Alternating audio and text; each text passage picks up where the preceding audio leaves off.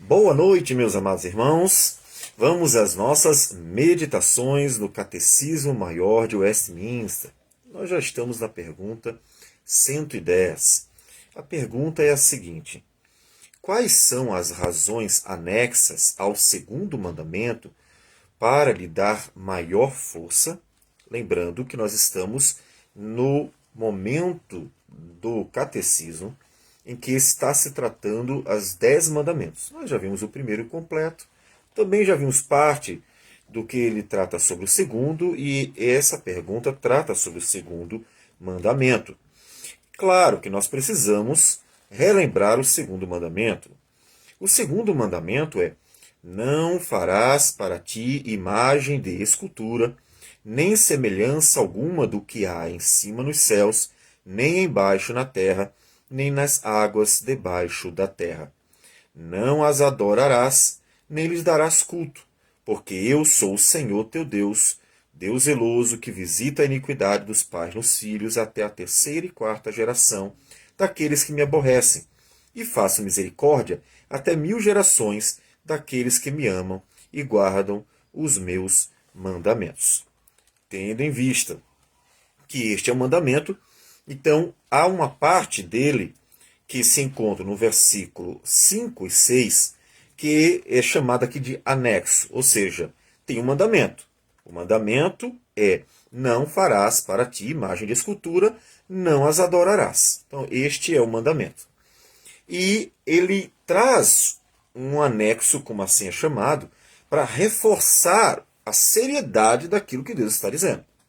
Então, a resposta da pergunta 110 do Catecismo é a seguinte: as razões anexas ao segundo mandamento para lhe dar maior força, contidas nestas palavras: porque eu sou o Senhor teu Deus, Deus forte e zeloso, que vinga a iniquidade dos pais nos filhos até a terceira e quarta geração daqueles que me aborrecem, e que usa de misericórdia até 1000 gerações com aqueles que me amam e que guardam os meus preceitos.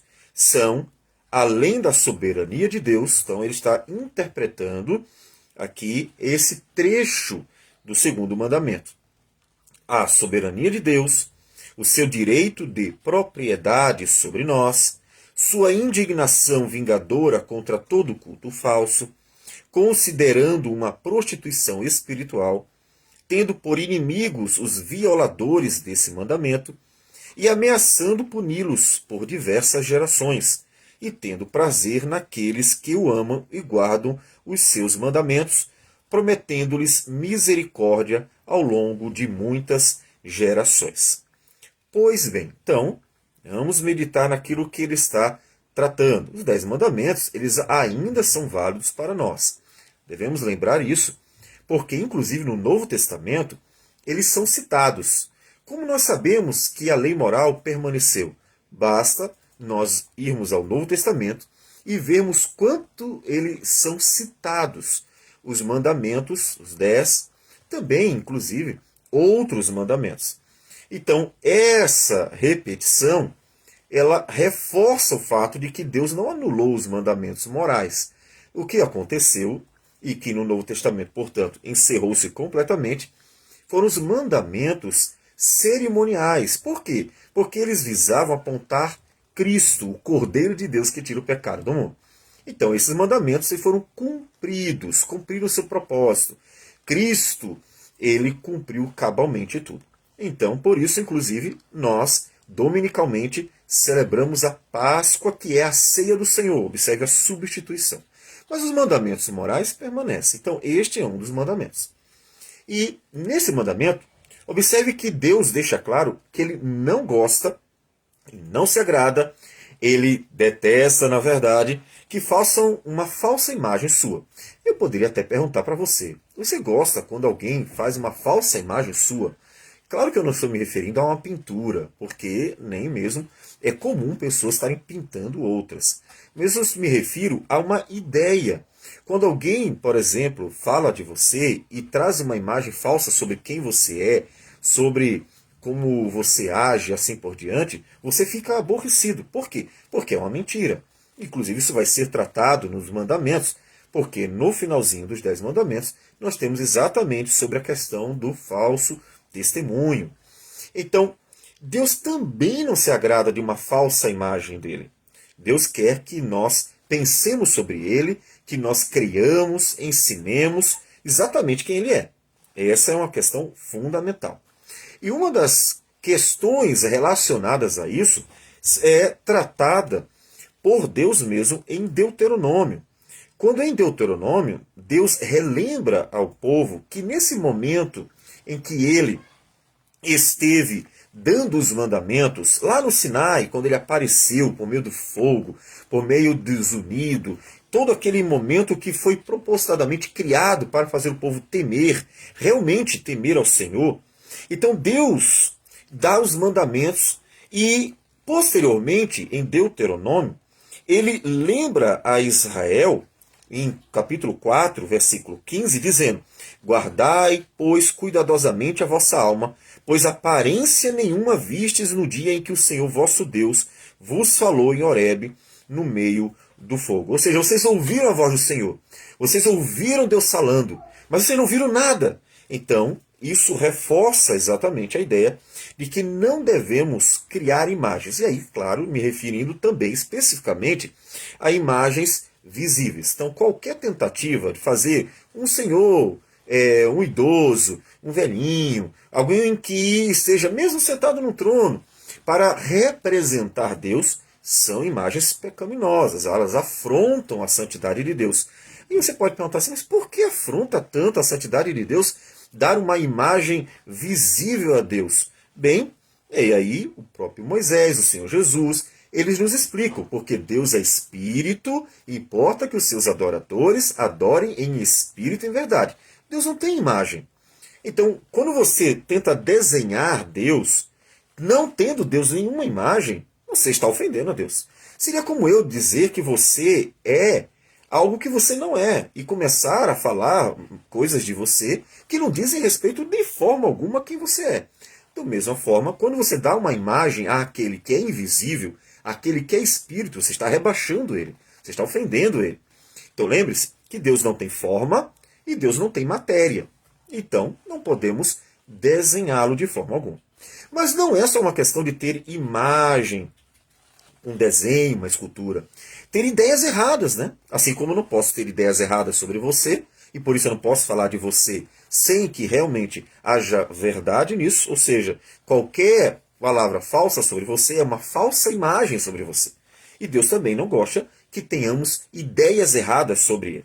Então isso é tão sério para Deus, mas tão sério, que nós tenhamos o conceito correto, a ideia correta, o ensino correto, a crença correta sobre quem Deus é. Ou seja, quem é Deus? Deus é exatamente quem ele disse que ele é. Assim como você é aquele que você é. Eu não posso inventar uma coisa sobre você. Então, Deus é quem ele é. E ele leva tão a sério isso que ele trouxe um reforço a esse mandamento, para que o culto, a crença, as doutrinas da igreja sejam verdadeiramente fiéis. E ela não invente. Não invente de forma alguma nada para que Deus não seja envergonhado perante os outros homens, inclusive. E quais são, então, esses anexos, aquilo que nós já lemos? Observe o que ele mostra. Para reforçar isso, ele diz à igreja, olha, eu sou o soberano da criação. Eu criei tudo, eu sou o Deus de tudo, eu sou o Senhor de tudo, e ele é mesmo. Então vocês deveriam me temer, vocês deveriam pensar um pouquinho antes de estar inventando. Israel fez aquele bezerro de ouro, ou seja, deu a Deus uma imagem de uma criação dele. Deus criou o bezerro. Israel deu a Deus a imagem de uma criatura. Ah, que ofensa terrível. Então, veja que Deus leva a sério e diz, olha quem eu sou soberano, eu sou o Criador, eu sou Deus. E um segundo ponto e eu tenho direito sobre todos vocês. Uma vez que Deus criou, Deus é Senhor de tudo, tem direito sobre tudo. Então, isso deve fazer o homem pensar direitinho. Eu preciso pensar melhor antes de estar inventando ideias, conceitos, antes de estar criando coisas sobre Deus. E levar muito a sério. Porque uma vez que ele tem o direito sobre cada criatura e sobre o povo dele mais ainda, porque nós somos comprados pelo precioso sangue do Cordeiro de Deus que tira o pecado do mundo. Então pertencemos a Deus por sermos criaturas dele, pertencemos a Deus por Jesus ter pago o preço da nossa redenção, pertencemos totalmente a Deus. Então deveríamos realmente levar muito a sério a vontade de Deus, como nosso Senhor, como nosso soberano, como aquele que é o nosso Deus. E isso faz a gente recuar na possibilidade de inventar qualquer coisa sobre Deus. Então, quando você pensar em dar conceitos, ideias sobre Deus, você, peraí, eu tenho que levar a sério. Deus não quer que pense dele nada além do que é a verdade. E é claro que você, no momento, você diz assim, tá, então como é que eu faço? Como é que eu vou ensinar, crer, pensar sobre Deus algo verdadeiro? Está na Bíblia, né? Então você lê a Bíblia toda, você estuda a Bíblia toda, você realmente crer em toda ela, você não inventa nada, e aí você vai ter realmente uma crença correta sobre quem Deus é. E isso basta, né? Afinal das contas, assim como você quer que pensemos de você o que você realmente é, Deus também quer. Então vai à Bíblia, dá uma estudada. Se você tem dúvida, lê de novo. E você terá a correta imagem sobre Deus, correto conceito sobre Deus. Bíblia. O que o crente mais precisa, que o cristão mais precisa é ler Bíblia, conhecer Bíblia, para inclusive não ficar sujeito a uma série de falácias e conversas que vão aparecendo por aí. Lembre-se que falsos ensinos estão sendo difundidos largamente, então precisamos conhecer a verdade para poder rejeitar toda e qualquer mentira. Então, Deus diz mais ainda para reforçar a seriedade do mandamento. Ele diz que fica indignado contra todo ensino falso sobre quem ele é, sobre a imagem real de quem ele é, ou seja, o conceito, a doutrina, a crença, o culto, né? Como Deus quer que nós adoremos a Ele? Está lá na palavra do Senhor. Eu gosto de dizer que Apocalipse, porque acredito que ali é o ápice do ensino sobre a adoração. Capítulo 4 e 5, quando aparece aquela imagem celestial, né, do trono de Deus e todo um culto oferecido por seres celestiais, e até mesmo ali representantes, né, a igreja do Senhor Jesus está presente. Ali há um culto, e naquele culto ao Senhor, Deus revelou exatamente o que Ele quer. Ali nós temos o resumo, nós temos o desfecho de toda a revelação sobre o culto ao Senhor. Ah, como eu devo adorar a Deus? Vai para a Bíblia, ela tem como Deus quer ser adorado. Vai para Apocalipse, você vai ver a adoração que é feita ao Senhor com orações, com cânticos, com instrumentos, com a palavra de Cristo que é pregada, tudo com solenidade, tudo dando glória somente a Deus e ao Cordeiro dele, e assim nós temos o culto verdadeiro. Então Deus leva a sério. Não ofereça falsos cultos a Deus. Aprenda como adorar a Deus. Então ele fica indignado com isso. E Deus chama de inimigos. Observe.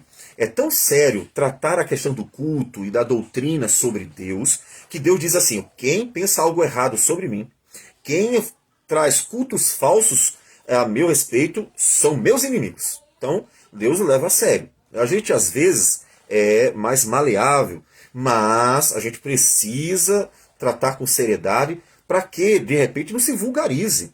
Daqui a pouco, e já se acontece isso, as pessoas estão vulgarizando o como elas podem tratar Deus e como elas podem cultuar a Deus e o que elas podem pensar de Deus. Então, olha, Deus chama de inimigos. Então, tudo isso é proposital para que o homem tema antes de pensar, antes de criar um culto, antes de ter ensinos, ele pensar bem, peraí, se eu fizer errado, Deus vai me ter por inimigo, Deus vai se aborrecer comigo, então leva a sério, porque é sério, e você sabe disso, como já disse várias vezes aqui, basta olhar para você mesmo, e você mesmo levaria muito a sério tudo o que se dissesse a seu respeito. Então é algo que é justo, no mínimo é justo, né? E Deus diz também no final, ter prazer naqueles que amam a Ele. Aqueles que ensinam exatamente a verdade. Ou seja, aqueles que adoram a Deus em espírito e em verdade, segundo a palavra dele, obedecendo tudo que ele ensina. Aqueles que têm prazer em ensinar somente a verdade, que se apartam de toda mentira, que procuram, portanto, honrar e glorificar a Deus como ele é, como ele ensinou que ele é. Então esses, eles dizem assim, eu amo esses, eu tenho prazer nesses, eles me dão alegria.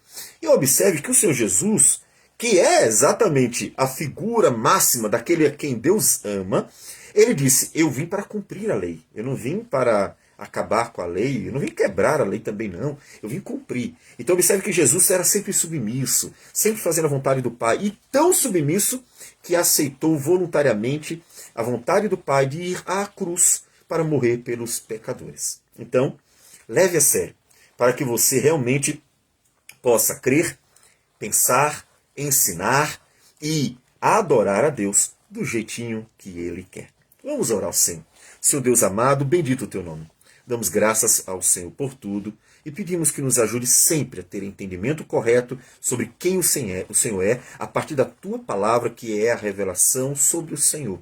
Que o Senhor, ó Deus, nos dê também direção sempre para que adoremos ao Senhor em espírito e em verdade, ou seja, segundo a tua palavra, e cheios, movidos pelo teu espírito, para que, ó Deus, sejas glorificado de fato em nosso meio e seja propagada a tua glória perante o mundo. Que o Senhor receba nossa oração, nossa gratidão por tudo e tudo em nome de Jesus.